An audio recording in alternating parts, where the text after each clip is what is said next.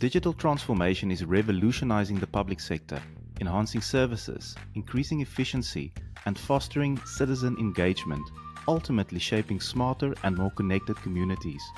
Business Engineering is a leading consultancy on public sector strategy and transformation in both local and national environments. In episode 1 of the Business Engineering series on Future Cities Africa, I talk with Bruin and Allen Yaxley, co-founders and managing directors at Business Engineering. We explore who they are, how they think strategically to solve complex problems faced by the public sector, a new perspective on digital transformation in local government, and much more. Philip, Allen, welcome. It's great to have you on the show. Can you give us an introduction to Business Engineering? Who are you and why does the work that you do matter?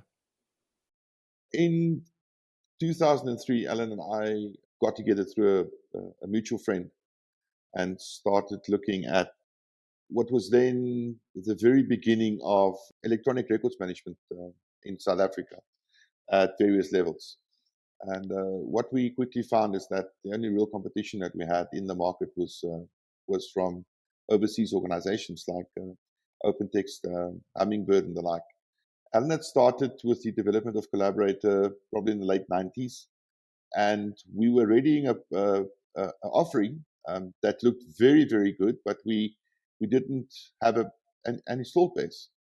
And we then decided to, rightly or wrongly, to focus on the areas where we could see that statutory compliance was a key requirement.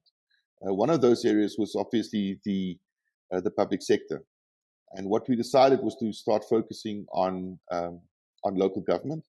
And we took a few stabs in the beginning, started with a small initiative at Ekurhuleni, and we really cut our teeth at a few of these early customers, like the Dr. Luthmore Party District Municipality in Vryburg in the Northwest. We heavily deployed within the Greater Northwest Province initially, and then that migrated to the offering that we are having today on a national basis. Our business changed in the sense that we have also become, we're just in time for the whole digitization initiative that took off in the mid 2000s. So that's really what we're about today, is to look at the business-facing services of organizations, and then to work on the digitization of those processes and those services. As time evolved, we also started focusing where the basis was records management. Business process optimization became a significant component of that, to provide context to the record. So even though at our core we are still records managers, we look at the business processes that produces the record. I think what's also important is that what Allen's just mentioned is it's very important to understand that when we look at something like supply chain, for instance, within the whole supply chain management process, there are hundreds of records that are created. But because we focus on managing the business process, we ensure that we have a complete offering from where the idea was conceived until where the project's finally paid. That entire process is managed through a business process, and that's all sort of drops into this whole record management framework. But we can only do that because we manage the business process. So how did it all start for Business Engineering? Where are you today, and what does the future hold? It's quite an interesting story how Philip and I met.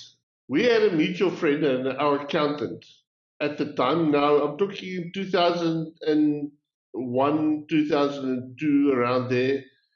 And my accountant constantly said, listen, I want you to meet these guys, talking about Philip and his business.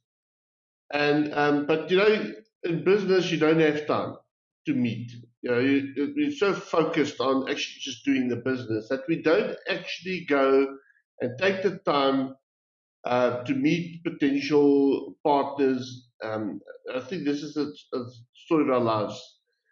But as time went on, I never had time. One day I was reading this article on IT Web, and this guy was writing this article about catalogs and things like that. And I saw Philip de Bruin. I thought, let me just contact this guy. Let's just see if we can set up a meeting. And I spoke to Philip, and the way he answered the phone was also very funny, because it's like he knew me, waiting for my call. And I was quite surprised. I thought he was confusing me with somebody else. And then when we met, we realized that this is the person, these are the people that our accountant tried to get us together for the last 2 years, So it was a very coincidental, but not a meeting. When Philip, but after that, we decided that there is some mutual ground between the two. We decided to create a partnership for taking on the markets together. The first market, as Philip previously said, was the local government market. Compliance was a big issue in that market, and we thought that that would be the first focus point of our joint venture. But obviously that's been like 20 years ago. So through the last 20 years, we evolved as a business. We've been very successful in the business process optimization. It's just the evolution of the company. And as we evolve today still, that's how we met. In 2017, 2018, I think we took a joint decision, Alan and myself, after long deliberation, that we needed to expand our operational footprint. There were challenges coming in the market with regards to the deployment of MSCOA and a lot of restructuring in our space. And we then decided to buy an organization or acquire a company that operates a very successful financial system in local government, Phoenix ERP. So we acquired Vesta in 2018. We've integrated the business into the operations of business engineering.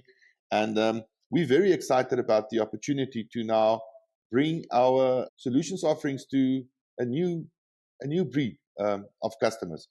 What's also exciting, and one of the convincing aspects of that transaction was that a lot of the customers that we are now doing the financial system at, we have been doing the collaborator business or the administrative support for many years.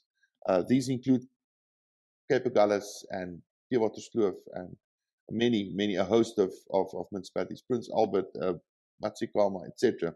So it made sense for us to, as an expansion of our normal business operations, to actually include and to grow into that space.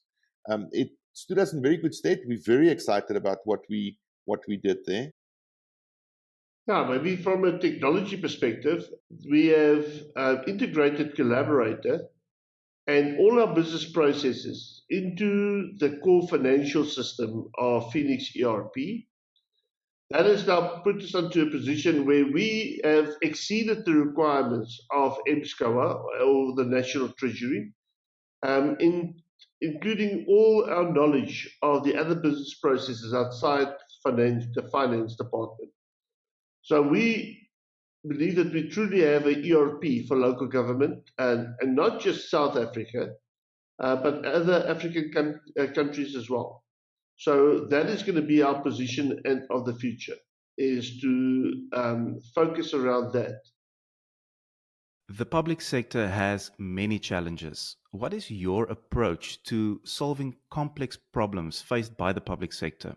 Can you highlight some of these key challenges?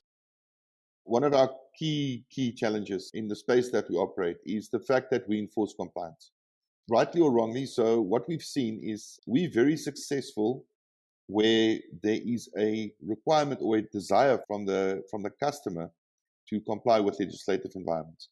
Where we lose traction is where things go by the wayside, and unfortunately, that is a challenge within the space or the area that we operate. Because we focus on the business process side of it, we tend to try and circumnavigate those issues. One of the big challenges that we experience is what we refer to as domain knowledge. Domain knowledge is the understanding of a certain functional area within local government. When we started off in local government, we were very focused around records management, and we understood records management as a compliance item. But as time went on, you look at things like supply chain. committee management, building maintenance, those type of business processes or functional areas, what we do, those domains, we find them that if you don't have a strong domain knowledge around those areas, it becomes very difficult to solve problems in the municipality. Now, one would think that a supply chain process from one organization to the next organization is identical. But the first challenge that we found, it's not identical. You have, depending on the organizational structure of the organizations, they have different delegated authorities. They just do these processes differently. You know, some people are very strong, and when it comes to supply chain, they're very strong on the type of items they buy. They use things like catalogs, where other municipalities are not that sophisticated, and they're using what they refer to as free text purchasing. And it's very difficult. And one of the main obstacles is to identify the problem from the beginning, especially if you don't have the domain knowledge.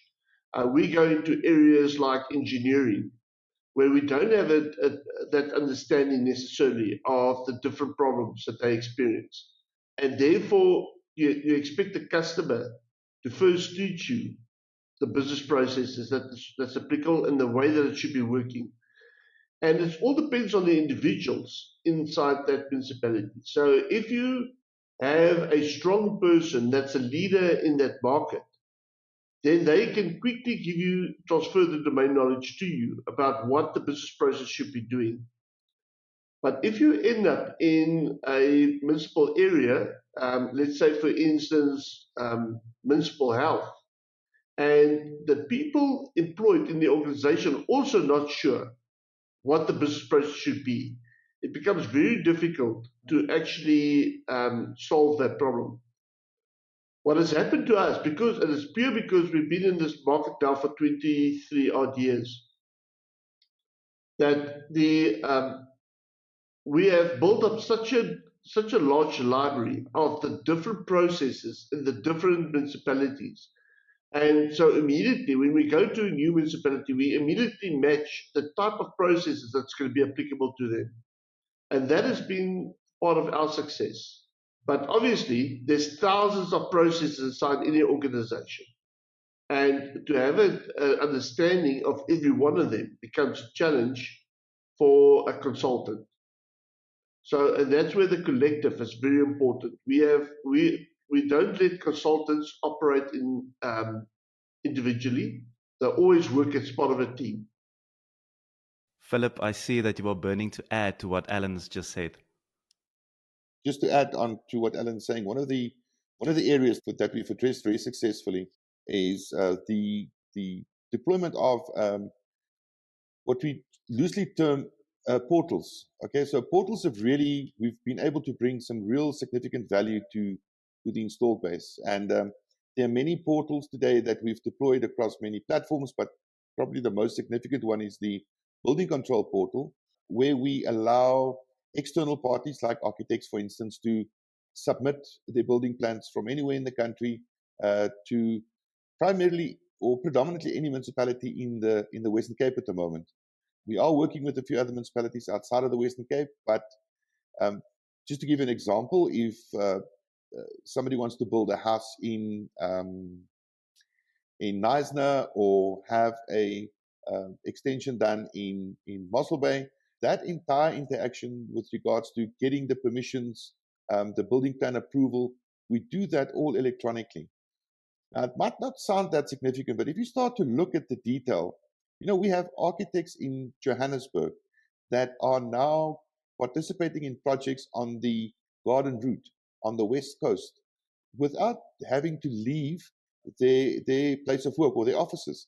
They are able to comply very quickly, and we speed up the entire approval process quite significantly. And this is important because the sooner we can get a building plan or a development approved, the sooner the municipality can start to earn additional revenue.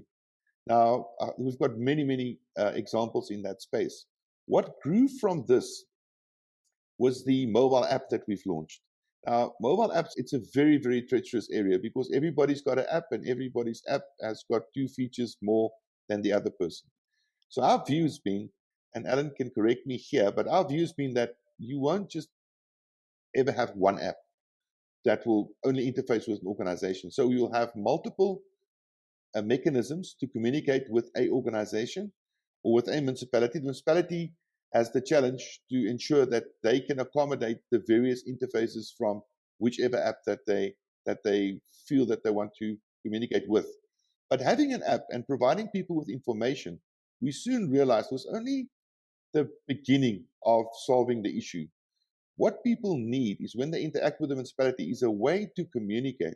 So what we've done, again through deployment of very structured workflow processes, is we've optimized the whole service request process. So yes, you can take a picture of a pothole and you can send it to someone, but what we make sure of is that whatever you report goes into a workflow, has a proper audit trail, a proper workflow history, and that diligent feedback is given to both the person reporting and to the municipality addressing the issues. So not only is the member of the public or the citizen getting the feedback that he feels he desires, but the municipality internally also uses the feedback that we get from the execution of the business process to manage their internal operations. So they can see where they need to optimize, perhaps put more people, where there's a skills shortage, where there's issues with internal communications, and all of those things are laid bare. But it's a positive reveal, because what we then do is we use that information internally, as Alan said, within the team that engages on the customer side to improve. So we've now not only solved a communication issue, we've not only solved the service delivery issue, but we've also assisted the municipality in increasing the service delivery objectives within the municipality. Where we work, it's important that there's 2 matrix. One is, if your service is consistently bad, that's a good thing. If your service is consistently good, that is great. If it's bad, we can help you to make it better. If it's good, we can help you to keep it there. But what you don't want is erratic service. So you don't want Philip to phone the municipality and get a certain level of service, and Alan to phone the same municipality and get a different level of service. That's what we lay bare, or that's what we exposed with the structured deployment of processes within the organization. So that we get to a medium that's acceptable to also members of the public, but also to the internal administration. And this is not a political or any other issue. This is an operational issue, allowing municipalities to actually fulfill the mandate that they have. But it's also assisting the communities that they operate in to feel that they have a channel where they can communicate with the municipality. Alan, what Philip just mentioned fits directly into smart city strategies that many municipalities are implementing or are looking to do so. The smart city strategy that we're following. So our definition of smart city, there's been so many definitions for smart city. Our definition includes the fact that any person, any stakeholder of local government must be able to interact with local government without going physically to their offices. Once all your business processes or all your services can be done that way, then we would consider that municipality smart, and therefore it's always levels of being smart, right? So Philip has just touched on on 2 components. One is the interaction on service delivery to the taxpayers. We have created that app as that communication layer. We've also created a citizen portal where citizens can log in to a website, and they can also, for more complex processes like digit applications, as well as rebate applications, payment arrangements, those type of applications can be done from that portal. Then we've got the business portal, and that's where the building plan applications come in. We've also started with brain leave applications, business licenses, and there's quite a number of different municipal services that you could apply from there. Obviously, we have different levels at the municipalities implementing these portals. I think the most widely used portal is the building plan portal. I think in the Western Cape, there's already 25 of the 29 municipalities using that portal. Significantly, a lot of them, or the majority of them, don't even accept a paper-based application anymore. They will only accept an application via the portal. So our smart city strategy will continue at the different layers. I think that for the next number of years, we will not only focus on the internal operations of the municipality, but also the communication with their stakeholders to make that more electronic. Looking at collaboration, what is the current status of public and private sector collaboration? Where are you seeing progress? And where do we still have some challenges that needs to be addressed? If we just quickly look at the interaction between, or the professionalization of the private public sector, and the interaction between public sector organizations and private sector institutions, one of the initiatives that we've seen that got a lot of traction in the last year and a half, is the notion of red tape reduction. It's been mooted by some national departments, and it's really something that we've seen happening in the larger Western Cape area. There's some initiatives in the Northern Cape happening at the moment, in KZN, where governmental institutions are focusing on reducing red tape, making it easier for people to interact with institutions. Now, primarily for service delivery at the lowest level happens at the municipal level. So if I want to sell cake in front of the pharmacy in Brits tomorrow, I can't just go and put up my cake stand. There's a process that I need to follow. I need to get a permit from the municipality. I need to maybe notify a health inspector if I'm cooking food. So it's very difficult in the normal way, or the normal running of environments to interact with your municipality. And there's many reasons for that. There's the work ethic has deteriorated to such an extent that we find that it actually displays a lack of capacity from the institutional environment. So what we've done is we've taken that process and made it simple for a street vendor to take his smartphone or his cell phone and to interact with the municipality and apply for a permit for food premise. This is also demonstrated in the ability that we've created for organizations to deal with municipalities with regards to waste management and events management. If you want to have an event, the whole management of the creation of that, filming permits, etc. So there's a whole host of initiatives that we've been participating in the last few years to specifically focus on the reduction of red tape, breaking down the bureaucratic barriers, making it easier for public at large to just deal with organizations. Now, if you get this right at a local level, pushing it up to the provincial and the national level should be easier, and we're actually seeing that. So a lot of decisions can be made quickly at a local level if we have the right technology framework deployed.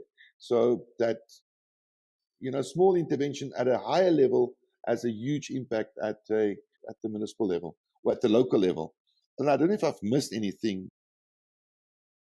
I think if I can just expand on some of those issues, what we've also found is that if the collaboration between organs of state, for instance, when you do a building plan application and the application includes a location where public is involved, you have to have a district municipality to provide comments on that application. Now typically what would happen is that you would apply the building plan application, send it to the local municipality. The local municipality will take it through its internal processes and then contact the district municipality, which will then provide comments on that same application. what we've done is we've integrated the business processes between a local municipality and the district municipality to make the complete experience electronic.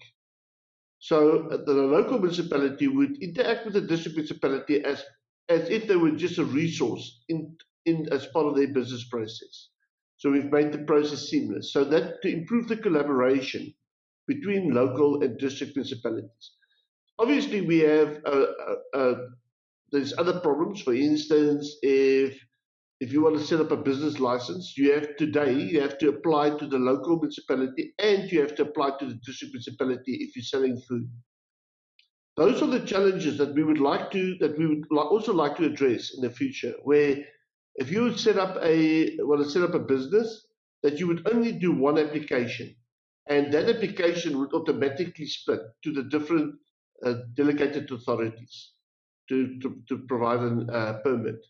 So it's just there's still a way to go. Yeah, and I also think what Alan is discussing really speaks to the district development model. That is an initiative that was announced a few years ago, and the initiatives that we have here really supports that whole effort with regards to. One of the other things I'm just thinking about this is it's exactly just to down to what Alan is saying. For instance, you might have a small municipality that does not have a building inspector, or you might have a small municipality that does not have an engineer, but a larger capacity municipality a few kilometers from there has those skills.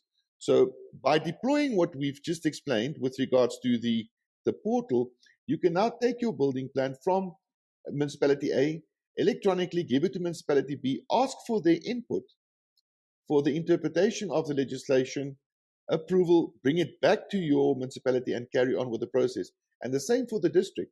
There's certain instances where the district is the only authority. So disaster management, fire, health, etc. Those are designated or delegated authorities to the district.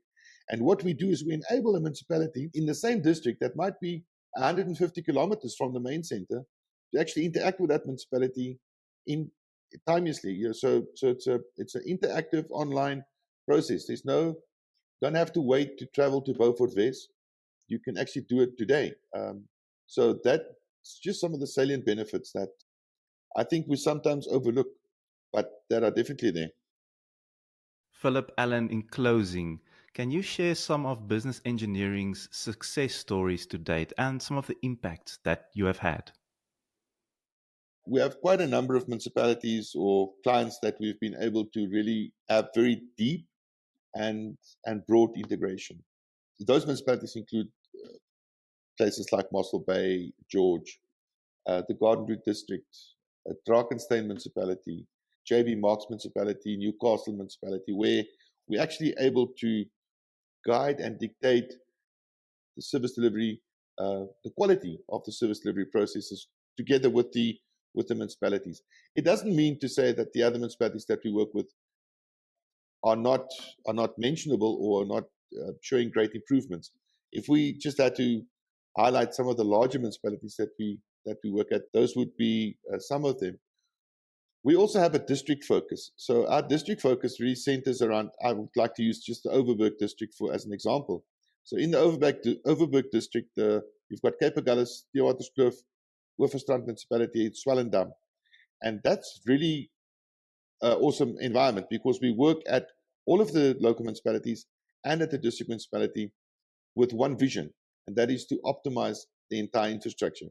Very similar to what we've done at the Garden Route District Municipality and what we've been working on at Cape Winelands District Municipality. It's not only looking at one, but looking at the whole and making that better.